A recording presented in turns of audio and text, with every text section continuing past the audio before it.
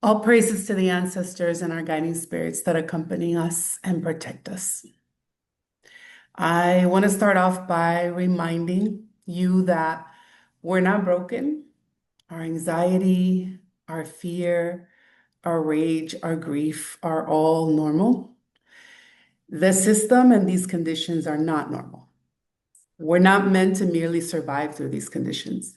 Our nervous systems are a product of 200 million years of evolutionary wisdom meant to protect us, but also to help us fulfill our purpose. And so our nervous systems are always operating in the background by doing two things.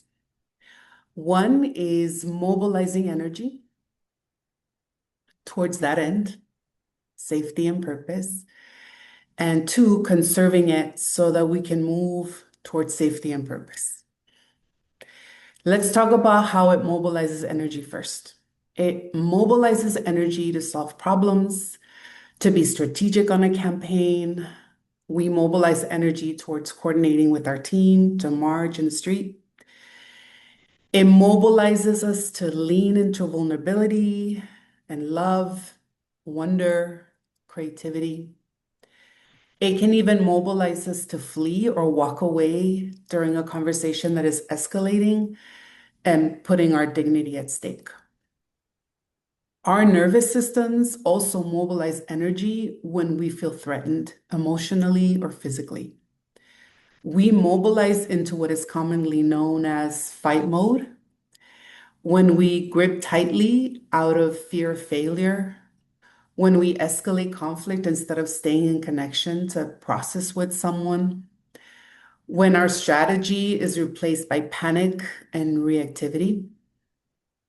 We mobilize energy to run away from a situation when we avoid hard conversations. It can also look like placating people or situations, like when we carry too much to keep things afloat, when we overly comply with what we don't truly agree with, or when we stay silent or engage in secrecy while at the same time gossiping. We can also experience our energy rise, but not be able to act on it because our bodies don't feel safe to do so. That energy has nowhere to go. Our bodies might want to push, to run, to fight, to scream, but we're in a meeting or in the midst of an action in the street up against forces that can truly hurt us if we act upon it. So this energy rises in our bodies, but it can get stuck and can become our insomnia, our ongoing moods, or even our migraines. One of the purposes of the practices that we are all engaging in today is about allowing that energy to be discharged so it doesn't wreak havoc on our body or relationships. Now let's talk about how to reduce or conserve energy to protect ourselves. We do this in order to meet a lot of our core needs. We reduce energy to conserve when we're digesting, sleeping, resting. We can also immobilize our energy to the point where we can freeze when we feel threatened. That looks like growing cynical of the work and ultimately disengaging. When our energy is low, we can be in decision paralysis because it just feels too risky to make any moves politically or personally.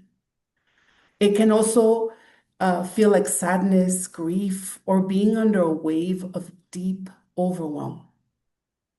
Now, this concept of nervous system regulation has become this catchphrase that we've all heard and we hear continuously. But the real idea is simple and empowering. It is your ability to notice what is happening inside of you as a response to what is happening around you, and having the capacity to flexibly shift across these states that I just named: mobilization and conserving energy. Shifting from conserving energy, mobilizing it back to a place of awareness and connection with yourself and others. That is the marker of nervous system regulation. Not remaining stuck in fight or flight or appeasing or being frozen to the many threats we are faced with every day, especially in this political climate we currently navigate. The point here is not avoiding ever going into mobilizing or activating energy through fighting, fleeing, appeasing, or freezing in a stressful situation, because that is our innate protection and it's really necessary. But can you be alert without being wired or relaxed without being disconnected? The rise of authoritarianism, the heightened police I state, the militarization of our communities, and the constant news cycle can make us feel under a state of threat and danger constantly, even in moments when we might be laying down to sleep at night or in the presence of a loving connection with someone or with our collectives, even in our work, in the community. I'd like to offer you 3 steps that you can engage in to help bring you back to a state of homeostasis of the self. Essentially, a process by which you can maintain or return to a stable internal environment despite the changes in our external conditions. It involves 3 basic steps that you can practice all day, every day, at any moment when you feel pressured or stressed. And so it actually comes from the researcher, licensed clinical social worker, and writer, Deb Dana. You can practice in your community spaces. You can navigate, whether you're navigating conditions on the ground, tactics. The first step is building awareness, recognizing what is happening at the level of your body, your physiology, and your emotions. Pausing for a moment and asking yourself, what sensations are showing up in my body related to this moment of stress? Maybe it's a knot in your throat, your heart's racing, or you have stopped breathing altogether. Step 2, discernment. When this pause occurs and you become more aware, you make more space to notice what feelings, what narratives, or even impulses are coming up related to the moment of stress.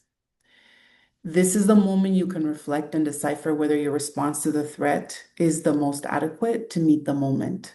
We don't always know for sure. It's not a perfect science, but at least you would have given yourself the space to notice and build some understanding. And the last and third step is making a choice. You get to recover agency. This last step is creating the opportunity to exercise self-determination and giving yourself the power to decide how to proceed in the moment of protective response. Now that you've gained some perspective, you can discern what is what, you can gain more agency and create the ability to choose how to respond instead of staying in your protective response and reacting from that place. This is gaining power. It's gaining power and self-determination in a world that threatens to take it at every level all the time.